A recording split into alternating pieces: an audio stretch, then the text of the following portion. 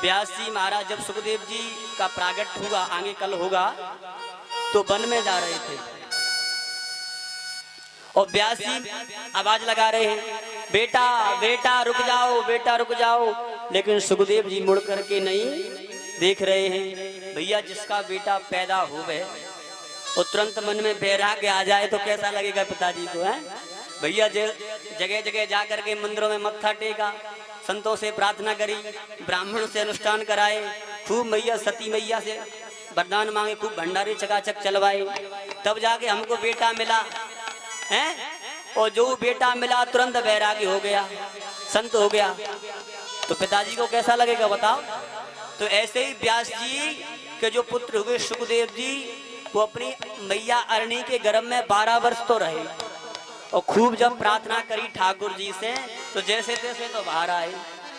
और जैसे ही बाहर आए तुरंत महाराज वन को चलने लग गए। और भैया बुढ़ापे में जाको छुरा भयो हो तो कैसो लग, बड़ा स्नेह रहता कि नहीं रहता है, बड़ा प्रेम रहता है बुढ़ापे में छुरा हो तो, है ना। कहते हैं बुढ़ापे को पूत ऐसा, है ना।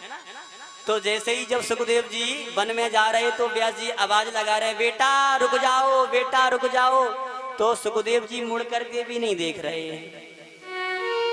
यम प्रव्रजंत मनुपेत कृत्यम द्वीपायन, यानी व्यास जी खूब आवाज लगा रहे हैं। और सुखदेव जी का स्वरूप कैसा है, बोले उनके अंग पे ना तो कोई ग्रंथि है, एकदम नग्न अवस्था में है, दिगंबर वस्त्र विकीर्ण केशम, सुंदर महाराज केश बिखरे हुए हैं, निर्वस्त्र हैं, हाथ में कमंडल है। सुखदेव जी जा रहे हैं साहब। और जब व्यास जी बेटा बेटा आवाज लगाते हैं ना, तो अरण्य में है ना, अरण्य माने होता है वन। तो जब कहीं सुनसान जगह पे आप आवाज लगाओ तो आवाज इको होती है कि नहीं होती है, रिपीट आएगी। तो व्यास जी जब वन में आवाज लगा रहे हैं तो वहां से आवाज रिपीट वापस आ रही है। तो यानी वृक्ष भी कह रहे हैं बेटा बेटा। तो उस समय व्यास जी को वृक्षों ने ज्ञान दिया।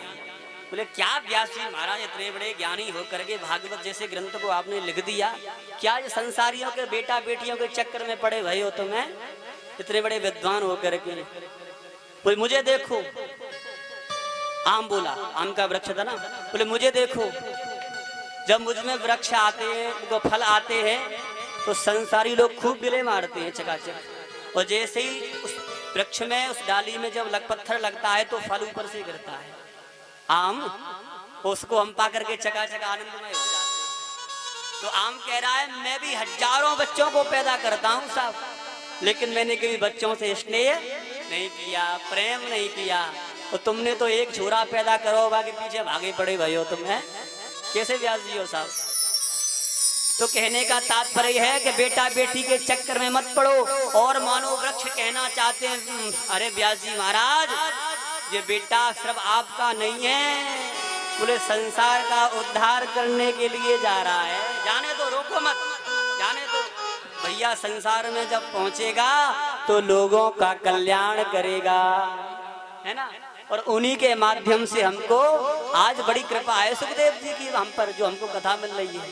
तो ऐसे सुखदेव जी को हम बारंबार प्रणाम करते हैं साहब।